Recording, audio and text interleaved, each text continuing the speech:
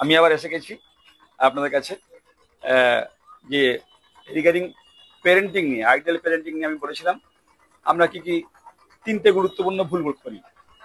তো প্রথম ভুল জেনেছেন, দ্বিতীয় ভুল জেনেছেন, আমরা সেগুলো করবো না। সো আজকে আমাদের আলোচনার বিষয় হচ্ছে যে কি আমরা তৃতীয় ভুল করি। আমরা এই ভুলটা করে ফেলি মেনলি যারা, যে সমস্ত বাচ্চারা মানে টিনেজার্স, মানে 8, 9, 10, 11, 12 বা বলতে পারেন যে মানে বয়স সন্ধিক্ষণে যারা আছে, এবং বা আমরা অজান্তেই করে ফেলি।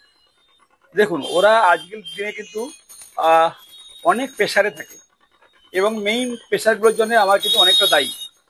তো যদি দেখেন যে কী কী প্রেশার, প্রথমেই তো হচ্ছে যে ভালো মার্কস পেতে হবে। তো ভালো মার্কস না পেলে কিছুই হবে না। টিউশনের প্রেশার, কোচিংয়ের প্রেশার, নাম্বার, যেটা বললাম যে এক্সামে ভালো নাম্বার পেতে হবে।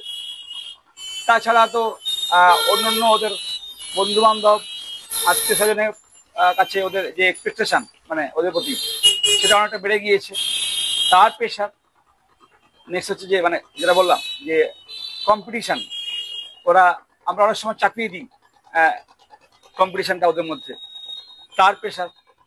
এবং আমরা কি করি, কম্পিটিশান ছাড়াও আমরা যেটা করি, কমপ্লেন করি, তোর ওটা ভালো নয়, ওর এটা ভালো নয়, তুই এটা ঠিক করছিস না। সব বিভিন্ন দিক দিয়ে আজকের টিনেজাররা প্রচুর প্রেশারে আছে। ঠিক আছে, তো আসুন আমরা কি করা উচিত অ্যান্ড কি করা অনুচিত সেটা মনে হয় আপনার সাথে একটা ডিসকাশন করা উচিত। সো কথাটা হচ্ছে যে teenager needs correction before communication. মানে বয়স সন্ধিক্ষণে যে বাচ্চারা আছে তাদেরকে আগেই ঠিক করে দেওয়া উচিত সমস্ত ভুল। এটা তোমার ভুল হচ্ছে, এটা ঠিক করো, ওটা তোমার ভুল হচ্ছে, এটা ঠিক করো। তার তুলনায় তার সাথে আন্তরিক যোগাযোগ করাটা না, আমি বলবো ঠিক উল্টোটাই। ফার্স্ট কমিউনিকেট উইথ দেম, তাদের সাথে যোগাযোগ করো, তাদের সাথে কথা বলো, then do the correction. So not the correction first, communication is the first. ওদের সাথে কথা বলুন। আমরা জানি আপনারা খুব ওয়ার্কিং পেরেন্টস, হয়তো দুজনেই সময় পান না ওদের সাথে কথা বলার জন্য। কথা বলতে হবে, কেননা প্রত্যেকটা শিশু, প্রত্যেকটা বাচ্চা, প্রত্যেকটা কন্যা, তারা কিন্তু পুত্র, তারা কিন্তু মেন্টারশিপ চায়, একজনকে সে আইডিয়াল করতে চায়। এবং আমি চাইবো বাবা মা যেন তার আইডিয়াল হয়, বাবা মাকে দেখে সে অনুকরণ করতে শেখে। কিন্তু আজকে আমাদের এই জীবনযাত্রা বা জীবন যুদ্ধে আমরা যে সবাই পেছনে ছুটছি, এটা করে কি হচ্ছে যে বাবা মার সাথে ছেলে মেয়েদের মধ্যে একটা গ্যাপ তৈরি হয়ে যাচ্ছে। একটা ছোট্ট উদাহরণ দিই, দেখুন যে 16 বছরের আপনার ছেলে, ঠিক আছে, তো ওই বয়সে এসে সে মাকে বলছে, মা আমার ওই 14 বছরের যে ক্লাস 8-এ পড়ে যে মেয়েটাকে আমার ভালো লাগছে। তো আপনি মা হিসেবে কি করবেন? সঙ্গে সঙ্গে তাকে প্রচুর বকাঝকা করবেন। হ্যাঁ, তুমি কি করতে এসছো, তুমি পড়াশোনা করো, এই সমস্ত দিকে নজর দিও না, তুমি দিনকে দিন খারাপ হয়ে যাচ্ছ। তাকে অনেক কিছু স্কোল্ড করে দিলেন, বকা করে দিলেন।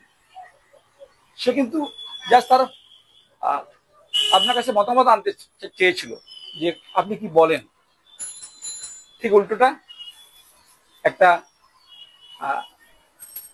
14 বছরের একটা বাচ্চা মেয়ে তার বাবার কাছে এসেছে বডি শেমিং নিয়ে। সে একটু বাল্কি এবং ভারী, সেটা নিয়ে বাবাকে কমপ্লেন করতে এসেছে, বাবা আমাকে ওই ছেলেটা আমাকে আমার বডি শেমিং নিয়ে কথাবার্তা বলছিল। বাবা কি বললো, না না ওই সবে মন দিও না, কান দিও না, তোমার একটাই লক্ষণ ধ্যান জ্ঞান পড়াশোনা। তো দেখুন, এই দুটো ইম্পর্টেন্ট কমপ্লেন যখন ওরা নিয়ে এলো, আপনি ওদের সাথে কানেকশন না করে, ওদের সাথে কথা না বলে, এবং এই প্রবলেমটা কিন্তু আপনি ইজিলি ওভারকাম করতে পারেন। কিন্তু আপনার জীবনে এই ধরনের ঘটনা ঘটেছে, আপনি যেমন যুবক ছিলেন, আপনি কিভাবে ওভারকাম করেছেন সেটা ওকে না বুঝিয়ে ওদেরকে বরং একটুখানি মানসিক যন্ত্রণায় ফেলে দিলেন। So they are now in confusion, কি করবে, কি করা উচিত। তখন কিন্তু বাবা মাকে আইডিয়াল বন্ধু না পেয়ে সে কিন্তু পাশে কাউকে বন্ধু করতে চায়, পাশে কার কাছে শেয়ার করতে চায়, এবং অবভিয়াসলি জেনে রাখুন সে যে মতামতটা দেবে সেটা ভুলই দেবে, এবং সেই ভুল মতামতটা সে গ্রহণ করে নেবে এবং সেই পথে চলবে। আর আপনি হাত চাড়াবেন মাথায় যে আমার ছেলে মেয়ে কি করে হলো, আমি তো এরকম, এরকম ঠিক নয় কিন্তু। কেননা আপনি আগেই কারেকশন করতে গিয়েছিলেন কমিউনিকেশন না করে, যোগাযোগ না করে, ওকে না বুঝে, ওর চিন্তাধারার সাথে আপনার এজ লিমিটটাকে আপনি না কমিয়ে, ওর সাথে না মিশে, না বন্ধু না হয়ে, না আইডল না হয়ে আপনি ওকে স্কোল করেছেন, বকাঝকা করেছেন, মেন্টাল মানসিক যন্ত্রণা দিয়েছেন। তাই ও পাশের কারো বন্ধু বান্ধব হতে পারে, পাড়ার কেউ হতে পারে, তার কাছ থেকে মতামত নিতে গেছে এবং অবভিয়াসলি সেই মতামতটা ভুল হয়েছে এবং তাই সে ভুল পথে চলে গেছে। লোকে কি বলবে, লোকে কি ভাববে, সমাজ কি করবে, সমাজ কি ভাববে, সেটা ইম্পর্টেন্ট নয়। আর আপনি কিন্তু সেটাই গুরুত্ব দিয়ে ফেলেন। কিন্তু যেটা ভাবা উচিত, আপনি কি ভাবছেন, আপনার ছেলে মেয়ে কি ভাবছে সেটা গুরুত্ব দিন। সমাজ কি ভাববে, লোক কি ভাববে সেটা নয়। আর সবচেয়ে বড় কথা হচ্ছে যে এই টিনেজারদের সাথে কোনো রুলস করবেন না। দিস ইজ দ্য আইন কানুন। এদের সাথে আইন কানুন করা যায় না। এদের সাথে বন্ধুত্ব করুন, তাহলে আখেরে কিন্তু আপনার লাভ হবে। আপনার পুত্র, আপনার কন্যা আপনাকে আইডল হিসাবে মেনে নেবে। তো কখনো ওদের সাথে কোনো আইন কানুন করে কোনো রুলস চাপিয়ে দেবেন না। কথা বলুন ওদের সাথে, সময় দিন ওদের সাথে, বন্ধুত্ব পাতান। Try to be a good friend with your teenager children, very important. আমরা জানি যে rule of 3C, never complain, never criticise and never compare. কারোর সাথে তুলনা করো না, সমালোচনা করো না, আর সবসময় কোনো মানে ওকে কমপ্লেন করতে পারে দেওয়ার আগে ওর সাথে বরং আমি বলবো যে do the communication, is very important. এই কমিউনিকেশনের অভাবেই কিন্তু এই সবগুলো হয়ে যায়, মানে ওভারকাম করা যায়, ইজিলি ওভারকাম করা যায়। তো দেখবেন যে যখন আপনি কমিউনিকেট করতে শুরু করবেন না, ও যে এই ভুলগুলো হয়তো ও নিজে নিজেই কারেকশন করে নিয়েছে, বা আপনার পক্ষে কারেকশন করা খুব সোজা হয়ে গেছে। তাহলে আসুন সমাপ্ত করি যে কোন 3টে ভুল আমরা আমাদের প্রিয় পুত্র এবং কন্যাকে ওদের সাথে ব্যবহারের সময় করব না। তাহলে প্রথম ভুলটা হচ্ছে যে স্কুল গোয়িং চিলড্রেন, যারা স্কুলের বাচ্চারা, তারা খেলাধুলা বেশি করবে দ্যান দ্যাট অফ স্টাডি, পড়াশোনার তুলনায়। 1 নম্বর ভুল। So study is less important than that of play, number 1।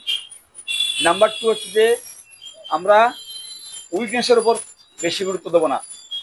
অবশ্যই আমরা কারেকশনের চেষ্টা করবো, কিন্তু বেশি নয়, আমরা স্ট্রেংথের উপর গুরুত্ব বেশি দেবো। আর 3 নম্বর ভুল হচ্ছে যে কারেকশন করার আগে আমরা কমিউনিকেট করব। তো আসুন আপনারাও আপনারা মতামত জানান যে কোন কোন পয়েন্টগুলো আপনাদের খুব ভালো লাগলো। আমি আসছি প্যারেন্টিং নিয়ে, ভেরি ইম্পর্টেন্ট টপিক এবং আমার মনে হয় খুব মোস্ট নেগলেক্টেড টপিক। এটা নিয়ে কিন্তু খুব অনেকেই কম ধারণা আছে, অনেকেই কম পড়াশোনা করেছেন। তো it is now burning problem আজকালকার দিনে, কেননা হাতের মুঠোয় এখন মিডিয়া, ডিজিটাল মিডিয়া হাতের মুঠোয়। সো আইডিয়াল প্যারেন্টিং কি হওয়া উচিত, ইজ এ হট সাবজেক্ট নাও। তো নেক্সট দিন আমি আসবো আবার। আর আপনাদের কোন কোনগুলো ভালো লাগলো, কি ভালো লাগলো উত্তর দেবেন। আমার পেজটা ফলো করুন, আমার ইনক্লুডিং আমার ইউটিউব পেজ এবং ফেসবুক পেজ। এরপর নতুন টপিক নিয়ে আসছি এই আইডিয়াল প্যারেন্টিং নিয়ে, যে কি করলে আপনার শিশু আপনার কথা শুনবে। অত্যন্ত বদরাগী শিশু, তার রাগ কমে যাবে। Challenge within 7 days। আসছি, স্টে টিউন।